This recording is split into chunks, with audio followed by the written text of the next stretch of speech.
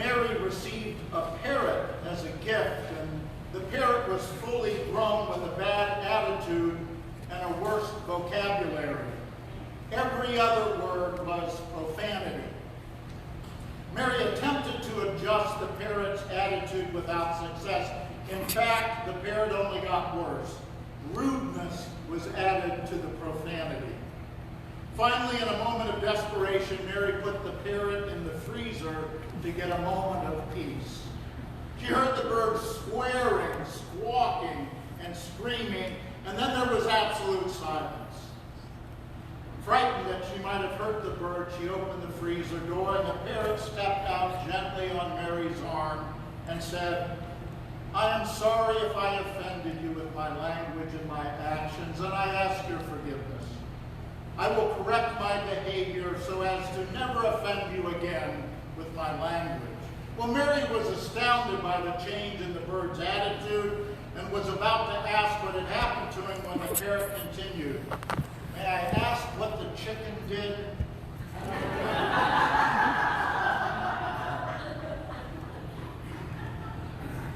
Attitude.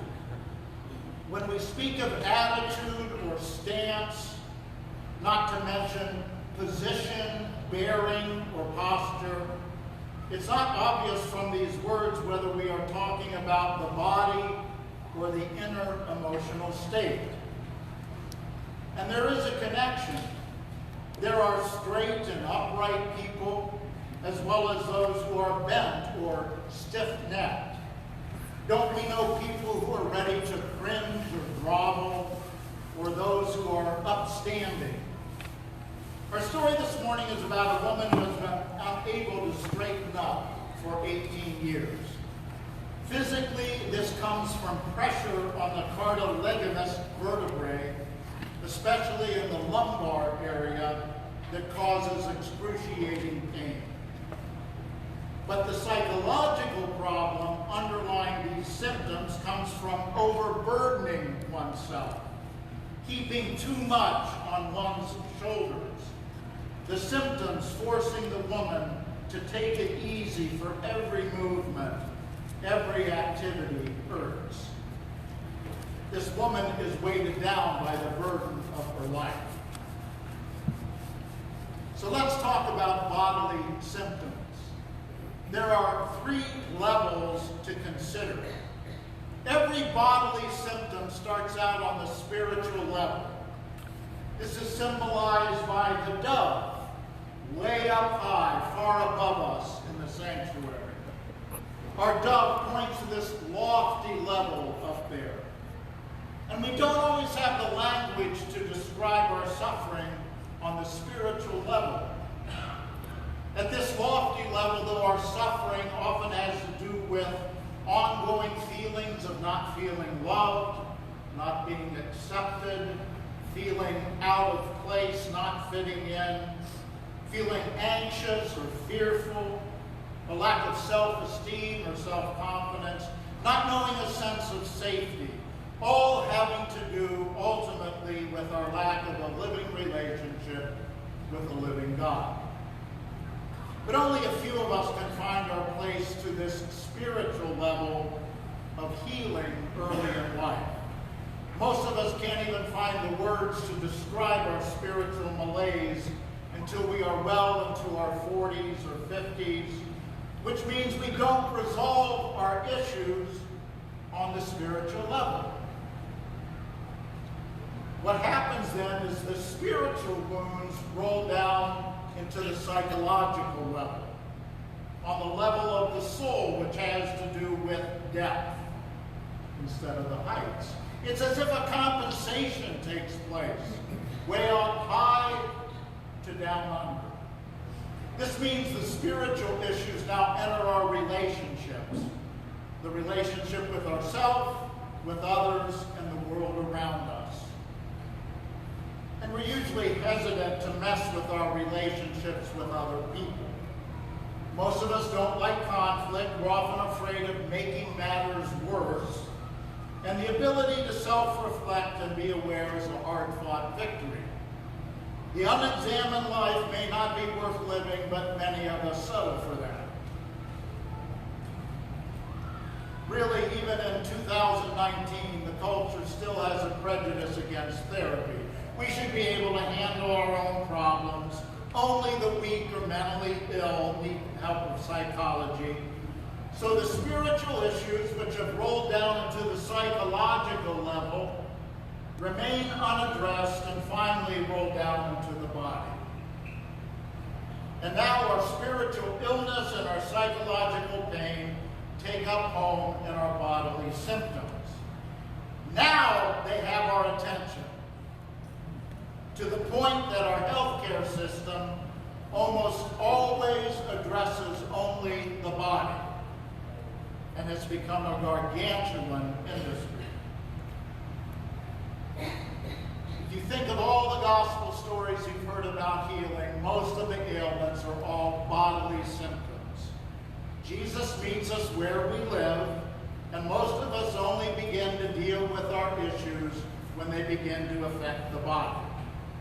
Frankly, even when Jesus deals with the psychological realm, most pastors and theologians don't deal with it.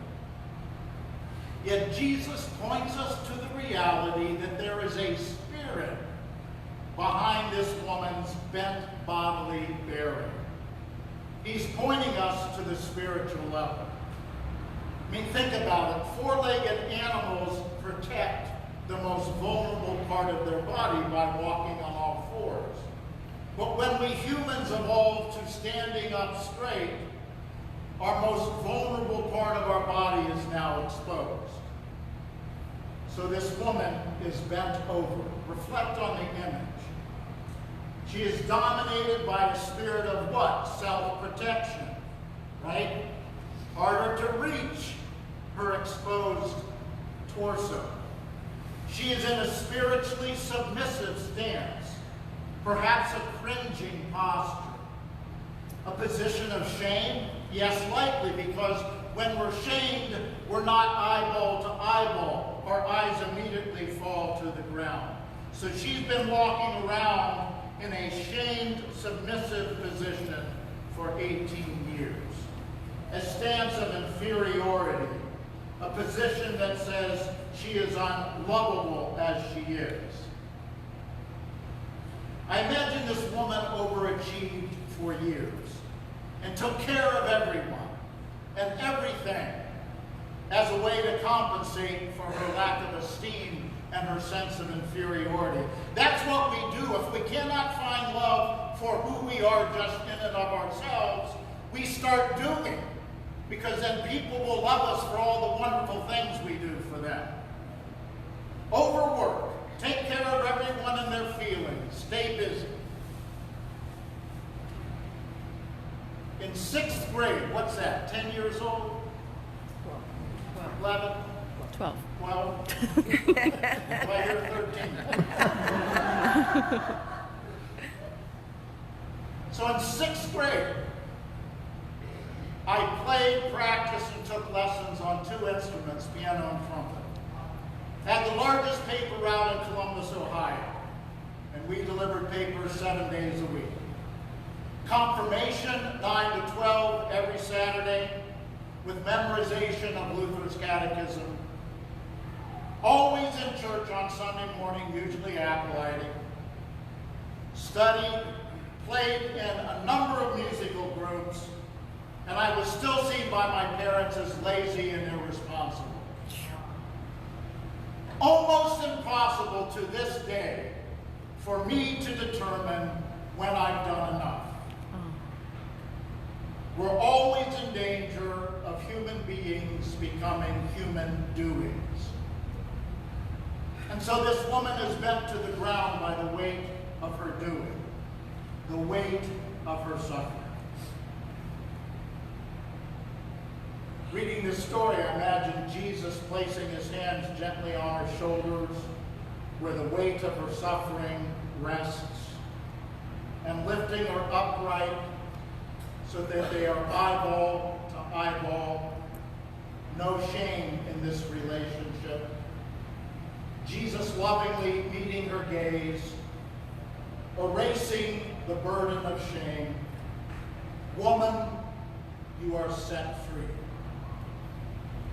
Jesus is speaking to the psychological and spiritual dimensions that have forced her to the ground. And this brilliant narrative gives us immediate insight into the cause of her suffering. The religious leaders, the upright, self-righteous, and arrogant bearers of the way things ought to be, instantly condemned Jesus for healing her on the Sabbath, the day on which any work is not to be done, and healing was considered to be work. They are indignant. This is a lofty, condemning posture, and they direct their judgment toward her. There are 6 days to work. Come and be healed on one of those days.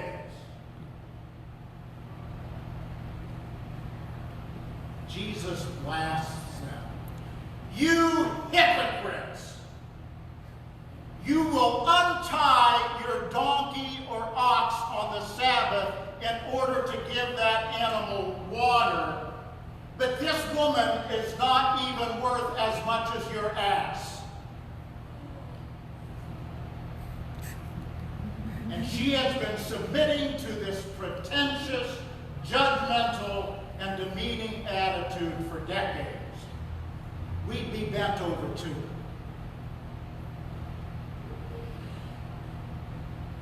In my first congregation in rural Virginia, we were often invited to dinner with 2 couples in their late 70s.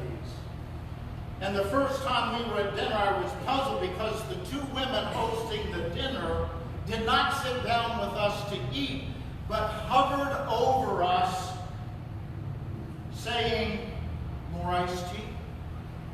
How about some more ham? Have you tried the green beans? Do you need another biscuit?" Well, I was uncomfortable because I was unaware of this Southern tradition, and because it felt like these kind women were being my servants. When I asked them to sit with us, they shushed me. "Oh, Pastor." But I thought, do they eat the leftovers? Do they eat cold food or have to reheat everything? What if that huge man sitting across from me has a 4th helping of mashed potatoes? Will there be anything left? But it was the country attitude, the rural stance. The men and the guests ate, and the women who had cooked all the food set the table, then sat and ate. And then they cleaned up and washed the dishes. As I went to put my plate in the sink, one of the women intercepted me quicker than Joe Hayden. "Sit down, Pastor, sit down." I'm sure at one time this tradition made practical sense. These men were once farmers and manual laborers. They broke their backs, and the women took care of their men. But tradition eventually solidifies, becomes rigid and demanding, eventually killing the spirit and soul.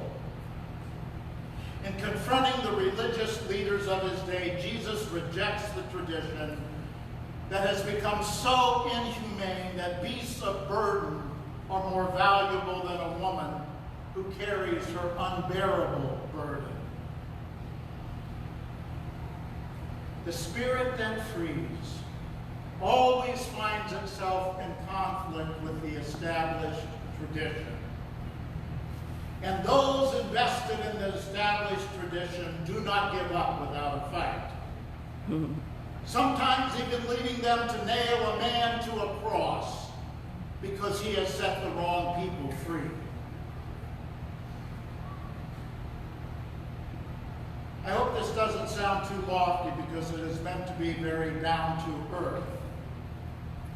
I see my ministry among you as providing the means by which we address the spiritual and psychological planes.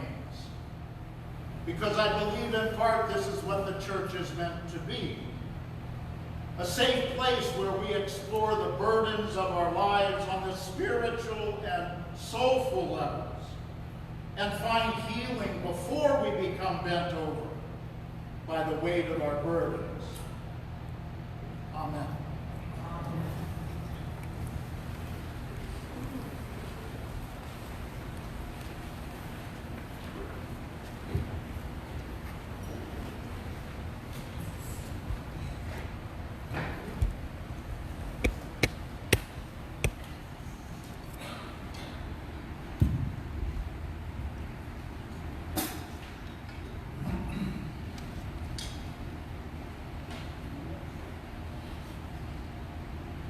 One,